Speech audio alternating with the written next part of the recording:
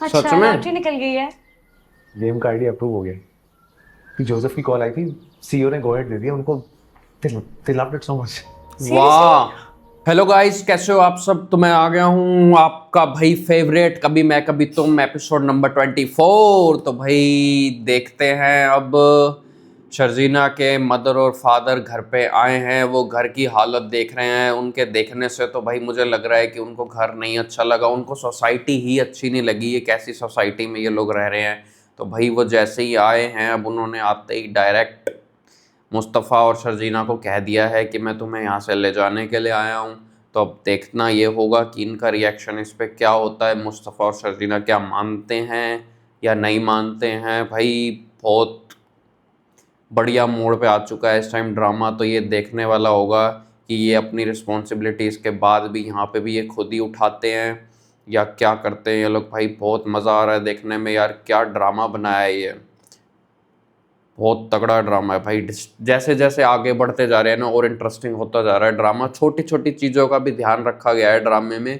कोई भी चीज़, ये एक भी ऐसी कोई चीज़ नहीं है जो मिसिंग हो, या अगर किसी की लाइफ में ऐसा कुछ हो ना, तो बिल्कुल एक एक चीज़ ऐसे ही होगी, स्टेप बाय स्टेप। एक एक चीज़ का ध्यान रखा गया है इसमें। और बाकी फ़ाद मुस्तफ़ा की भाई एक्टिंग बहुत बढ़िया है यार। और शर्जीना तो भाई है ही कमाल। मुझे तो बहुत अच्छी लग रही है सच में भाई। मुस्तफ़ा की एक्टिंग बहुत अच्छी है बाकी। और अदील और नताशा अब दोनों एक दूसरे के क्लोज आते दिख रहे हैं और ज़्यादा। और रुबाब, जैसे ही रुबाब का बाहर जाना, एकदम से वो भी कुछ समझ में नहीं आया उसके पीछे क्या राज है। रुबाब इसके पीछे भी भाई उसकी भी कोई ना कोई चाल हो सकती है। तो ये देखना होगा अब आगे क्या होता है। तो करते हैं स्टार्ट। बाकी आपको रिएक्शन पसंद आ रहे हो तो नीचे थैंक्स बटन है, चाहो जाके उसे हिट कर दो और लाइक शेयर सब्सक्राइब कर दो। तो हम करते हैं स्टार्ट। चल दिए तुम कहाँ पे, देखो यहाँ के रास्तों में। देख के भाई, बस यहीं रख दें, यहीं रख दें। देख ऊपर, देखिए मुस्तफा। शुक्र है जरूरत की चीजें तो आ गई। शुक्र है अलमारी आ गई, कपड़े तो रखने की जगह हुई। अच्छा, मैंने भी ना एक ऑनलाइन स्टोर चेक किया, उस पर सेकेंड हैंड चीजें पड़ी हुई। फ्रिज है, इस्त्री है, लेकिन इस महीने नहीं, अगले महीने नहीं। ठीक है। अस्सलाम वालेकुम। वालेकुम सलाम।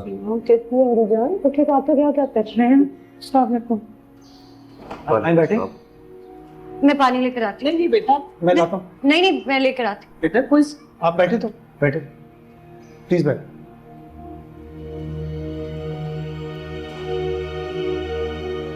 अंदर बैठे। पानी।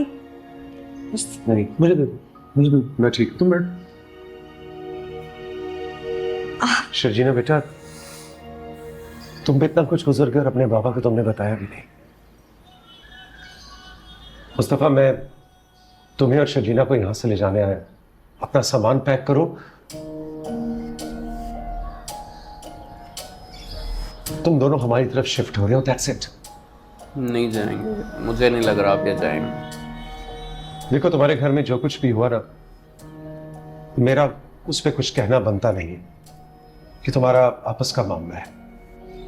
लेकिन मैं तुम्हें और शर्जीना को बेटा इस हाल में नहीं छोड़ सकता। इस कस्मो कुर्सी की हालत में ये जगह रहने के काबिल नहीं है। आपको बहुत शुक्रिया अंकल, लेकिन मैं मुतमईन हूं यहाँ। बेकार की जिद मत करो मुस्तफा, इस जगह को देखो। इतनी ज्यादा सीढ़ियां हैं, सामान है नहीं, कोई आसाइश नहीं है। बेटा तुम्हारे अंकल ठीक कह रहे हैं। जब अल्लाह ने हमें घर दिया है तो तुम लोग क्यों तकलीफ में रहो। अम्मी हम बिल्कुल ठीक हैं, सच में बाबा हम बिल्कुल ठीक हैं। आहिस्ता आहिस्ता करके हम सब सेट कर लेंगे। क्या सेट हो जाएगा शर्जीना? गंदगी का ढेर है ये पूरा इलाका। जगह देखो ये क्या है। कितना भी सेट कर लोगी, ये कूड़े का ढेर ही रहेगा। इनकी सही बात कह रहे हैं ठीक है। मुझे लगता है आप शर्जीना को ले जाएं अंकल। जब उसके काबिल कुछ बनाने के हो गया मैं तो फिर ले जाऊंगा उसे। क्या ही बातें करूँ? तुम जाओ। क्या बोल रहे हो? हम बिल्कुल ठीक हैं यहाँ पे, हम बहुत खुश हैं। हम बेकार की जिद मत करो शर्जीना। चलो बेटा, जैसे तुम लोगों की खुशी। अल्लाह ताला तुम दोनों को हमेशा खुश खुर्रम रखे। हम तो बस ये बताना चाहते हैं कि कभी भी कोई मुश्किल, कोई मुसीबत आए, अपने आप को तन्हा मत समझना, हम हैं तुम्हारे साथ।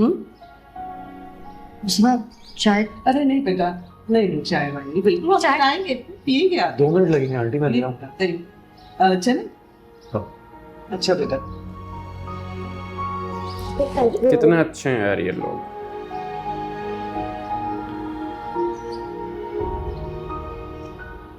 खुश रहो। इसके पेरेंट्स इतने अच्छे हैं तभी ये इतनी अच्छी है। अच्छा बेटा, खुदा हाफिज। अच्छे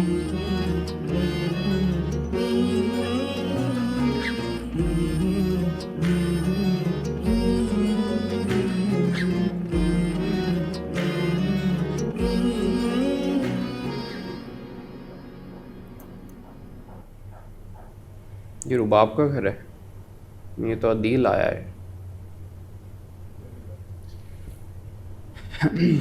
ये तो वही है ना, सीए शायद। आइए आइए अदील साहब, आइए बैठिए, तशरीफ रखिए, आइए। जिसके साथ ये मिल के पैसे की हेरा फेरी करता है अदील अदील। साहब, मुझे बहुत खुशी हुई कि आप हमारी दावत पे मेरे फार्म हाउस तशरीफ लाए। असद साहब, हमारा बिजनेस एक है तो ताल्लुकात होना ज़रूरी है, और वैसे भी सिंस काम एक है तो मैं इसमें राइवलरीज नहीं, एक दूसरे को फ़ायदा पहुंचाने में यकीन रखता हूं। और हम भी दोस्ती पर ही यकीन रखते हैं अदील साहब।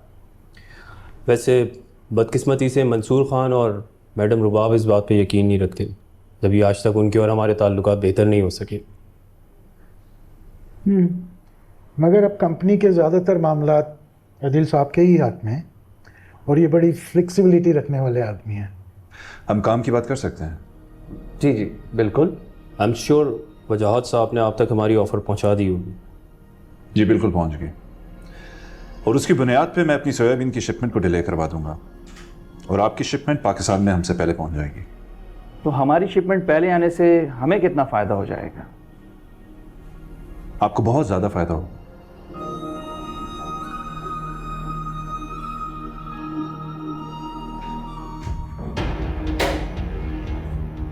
अच्छा, ये रुबाब को अब नुकसान, फाइनेंशियली भी नुकसान पहुंचा रहा है। अब पूरी कंपनी डिस्ट्रॉय कर देगा ये तो धीरे डिस्ट्रीब्यूटर धीरे। को आगाह कर दूंगा कि हमारी शिपमेंट में काफ़ी देर है, वो मार्केट में सेकंड ऑप्शन के तौर पर आपसे रजू करेगा, और फिर मैं आपको और अपने डिस्ट्रीब्यूटर को इंट्रोड्यूस करवा दूंगा, और आप फिर आगे सोच सकते हैं कितना फ़ायदा होगा।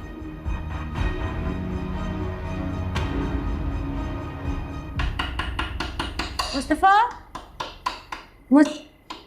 मुस्तफ़ा, बैंगन बनाया है, खाना बना दिया, आ जाओ। मुझे भूख नहीं। क्यों? बहुत मज़े के हैं। मैंने कहा ना मुझे नहीं खाना, मेरा सर मत खाओ, तुम जाके खा लो। अब क्या हो गया? बाबा की बातों की वजह से नाराज़ हूँ। मैं किसी बात से ना। बाप हैं वो मेरे, ख्याल करते हैं हम दोनों का।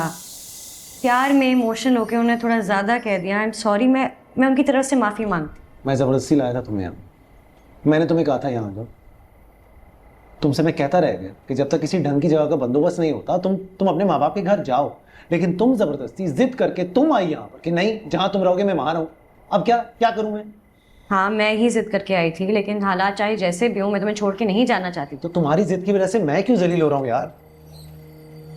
जिसको देखो सर उठा के मुझे जलील कर देता है, कभी मेरे माँ बाप, कभी तुम्हारे माँ बाप। और वो कचरा इस इलाके को नहीं कह रहे थे शजीना, वो मुझे कह रहे थे। मैं बेवकूफ नहीं हूँ, सब समझता हूँ। अब तुम जाओ, तुम्हें जाना चाहिए। दे वेटिंग फॉर यू।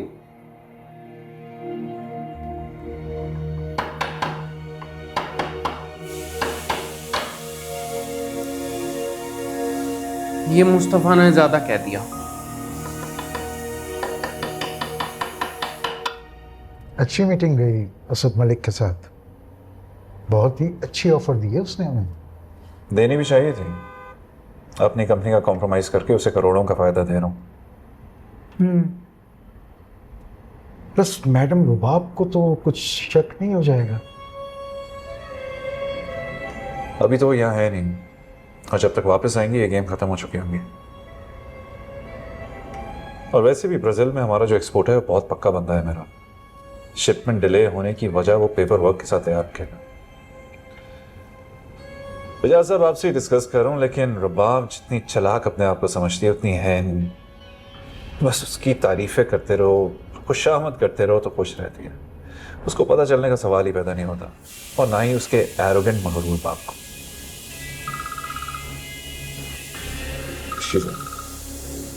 जी अम्मी। हाँ आदिल, कहाँ हो बेटा?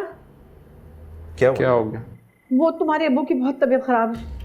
हाँ, उनको सांस में रुक रुक के आ रहा है।